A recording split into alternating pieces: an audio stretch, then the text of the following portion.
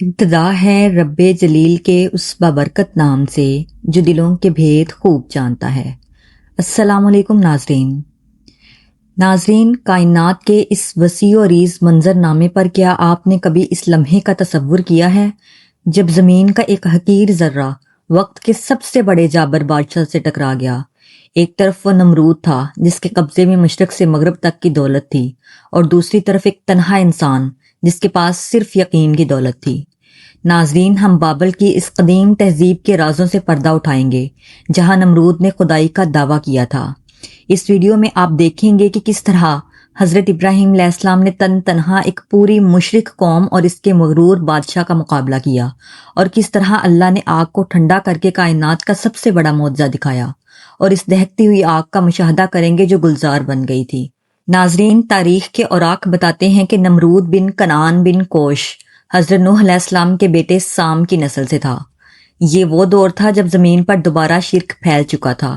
نمرود دنیا کا پہلا جابر بادشاہ تھا جس نے پوری دنیا پر حکومت کرنے کا دعویٰ کیا۔ اس کی سلطنت بابل موجودہ عراق سے شروع ہو کر دور دور تک پھیلی ہوئی تھی۔ نمرود صرف ایک بادشاہ نہیں تھا، وہ ایک انجینئر بھی تھا۔ اس نے وہ مشہور برج بابل تعمیر کروایا جسے وہ آسمان تک لے جانا چاہتا تھا تاکہ آسمان کے خدا کا مقابلہ کر سکے۔ اس کی فوج اتنی بڑی تھی کہ جب وہ چلتی تو زمین کی دھول سورج کو چھپا دیتی۔ اس نے لوگوں کو مجبور کیا کہ وہ اسے سجدہ کریں، اور جو انکار کرتا اسے موت کے گھاٹ اتار دیا جاتا۔ ناظرین، نمرود بن کنعان جو تاریخ کا پہلا عالمی فاتح کہلاتا ہے، اس نے جب دیکھا کہ پوری دنیا اس کے اشاروں پر ناچ رہی ہے تو اس کے اندر کے انسان نے دم توڑ دیا اور ایک شیطان نے جنم لیا۔ اس نے اعلان کیا کہ آسمان کا رب تو دور ہے، تمہارا رب میں ہوں جو تمہیں کھانا دیتا ہے، جو تمہیں زندگی اور موت دیتا ہے۔ اس نے لوگوں کو ذہنی طور پر مفلوج کر دیا تھا۔ اس دور کے لوگ ستاروں کی پوجا کرتے تھے، وہ سمجھتے تھے کہ کائنات کی قسمت ان ستاروں کے ہاتھ میں ہے، اور نمرود نے اسی وہم کا فائدہ اٹھا کر خود ان کو ان کا نمائندہ بنا لیا تھا۔ ناظرین، جس وقت کفر کی رات سب سے زیادہ سیاہ تھی، اللہ نے اپنا خلیل بھیجنے کا فیصلہ کیا۔ اسلامی روایات کے مطابق نمرود نے خواب دیکھا تھا کہ ایک ستارہ نکلا جس کی روشنی نے سورج اور چاند کو مانند کر دیا۔ نجومیوں نے بتایا کہ تیرے ملک میں ایک بچہ پیدا ہوگا جو تیرے دین کو بدلے گا۔ نمرود نے پہرے سخت کر دیے، مردوں کو عورتوں سے دور کر دیا گیا، لیکن اللہ کی تدبیر کو کون روک سکتا ہے؟ حضرت ابراہیم علیہ السلام کی والدہ نے آپ علیہ السلام کو ایک پوشیدہ غار میں جنم دیا۔ آپ علیہ السلام کا بچپن اس غار کی خاموشی میں گزرا۔ جب آپ علیہ السلام پہلی بار غار سے باہر آئے تو آپ علیہ السلام کی آنکھوں نے ستاروں کو دیکھا، چاند کی چمک کو دیکھا، اور پھر سورج کے جاہو جلال کو دیکھا۔ لیکن جب وہ سب باری باری غروب ہو گئے تو آپ علیہ السلام کے لبوں پر وہ تاریخی جملہ آیا، میں ڈوب جانے والوں سے محبت نہیں کرتا۔ ناظرین، یہ وہ پہلا قدم تھا جس نے بت پرستی کی بنیادیں ہلا دیں۔ ناظرین، جب حضرت ابراہیم علیہ السلام جب اپنی قوم کے درمیان آئے تو آپ علیہ السلام نے تلوار یا ڈنڈا نہیں اٹھایا بلکہ عقل کا استعمال کیا۔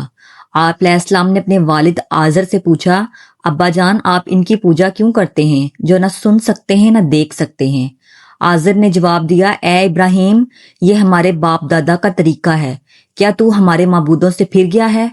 ابراہیم علیہ السلام نے کمال صبر سے جواب دیا، بے شک آپ اور آپ کے باپ دادا کھلی گمراہی میں ہیں۔ ناظرین، یہ وہ وقت تھا جب گھر سے ہی حق کی صدا بلند ہونا شروع ہوئی۔ پھر وہ دن آیا جب بابل کے لوگ اپنے سالانہ میلے کے لیے شہر سے باہر گئے۔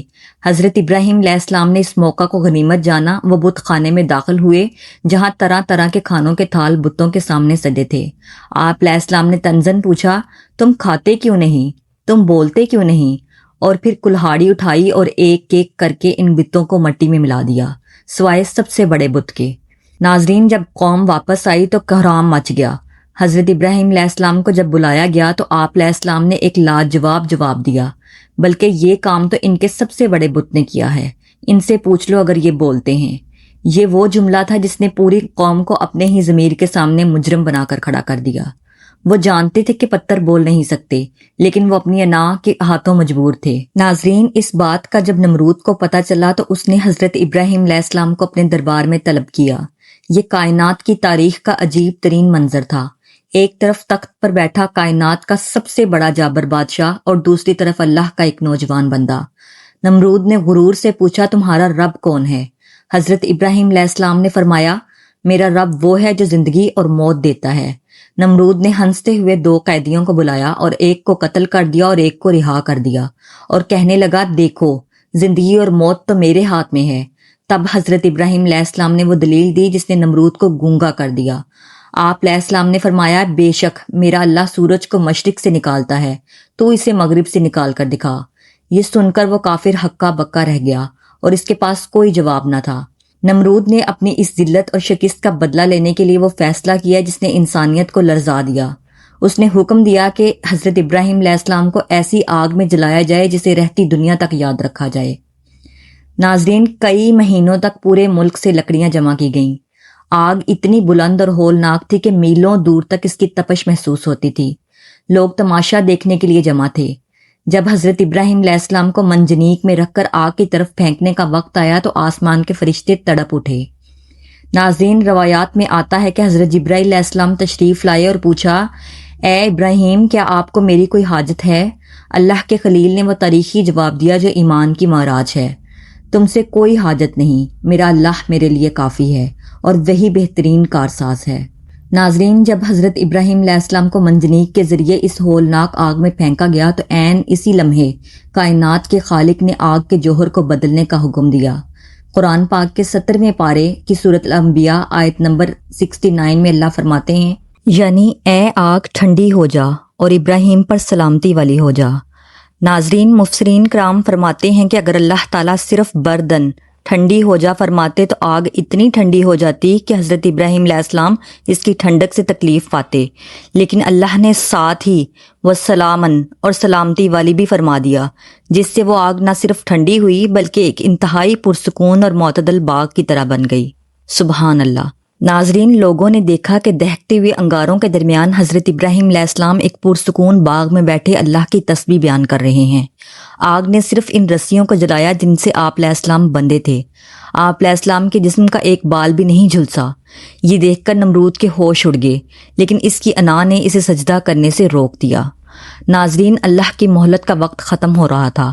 نمرود نے اپنی شکست کے بعد اللہ سے لڑنے کے لیے ایک اونچا مینار بنایا اور آسمان کی طرف تیر چلائے، نعوذ باللہ، لیکن اللہ نے اسے دکھا دیا کہ اسے ہلاک کرنے کے لیے کسی فرشتے کی بھی ضرورت نہیں، بلکہ اس کا ایک ادنیٰ سپاہی ہی کافی ہے۔ اللہ نے مچھروں کا ایک ریلا بھیجا۔ ناظرین، وہ مچھر تعداد میں اتنے زیادہ تھے کہ سورج کی روشنی چھپ گئی۔ نمرود کی عظیم الشان فوج ان ننھے سپاہیوں کے سامنے بے بس ہو گئی۔ مچھروں نے ان کا گوشت کھا لیا اور صرف ہڈیاں باقی رہ گئیں۔ ناظرین، اور خود نمرود کے ساتھ کیا ہوا؟ ایک لنگڑا مچھر اس کے نتھنے کے راستے اس کے دماغ میں جا گھسا۔ جب وہ مچھر دماغ کو کاٹتا تو نمرود کو شدید درد ہوتا۔ اس کا واحد سکون یہ تھا کہ کوئی اس کے سر پر زور زور سے جوتے مارے۔ وہ بادشاہ جو سر جھکانے کا قائل نہ تھا، اب اپنے سر پر جوتے کھانے کے لیے لوگوں کی منتیں کر رہا تھا۔ ناظرین، 40 سال تک وہ اسی ذلت میں تڑپتا رہا، یہاں تک کہ وہ مغرور سر خاک میں مل گیا۔ ناظرین، نمرود کا قصہ ہمیں چیخ چیخ کر کہتا ہے کہ طاقت، مال اور اقتدار اگر اللہ کی بندگی سے دور کر دے تو وہ صرف ہلاکت ہے۔ حضرت ابراہیم علیہ السلام کا یقین آج بھی ہمیں راہ دکھاتا ہے کہ اگر اللہ ساتھ ہو تو آگ بھی گلزار بن جاتی ہے۔ امید ہے کہ آج کی یہ ویڈیو آپ کے ایمان کی تازگی کا باعث بنی ہوگی۔ ہمیں کمنٹس میں بتائیں کہ اس واقعے کے کس حصے نے آپ کے دل کو سب سے زیادہ متاثر کیا۔ اللہ پاک ہم سب کو حق پر قائم رہنے اور تکبر سے بچنے کی توفیق عطا فرمائے۔ ناظرین، حق اور سچ کی ان داستانوں کو دوسروں تک پہنچانا صدقہ جاریہ ہے۔ اس ویڈیو کو اپنے دوستوں کے ساتھ شیئر کریں اور ہمارے چینل کا حصہ بننے کے لیے سبسکرائب بٹن پر کلک کریں۔ بیل کا نشان دبانا نہ بھولیں تاکہ آپ کوئی بھی قسط مس نہ کریں۔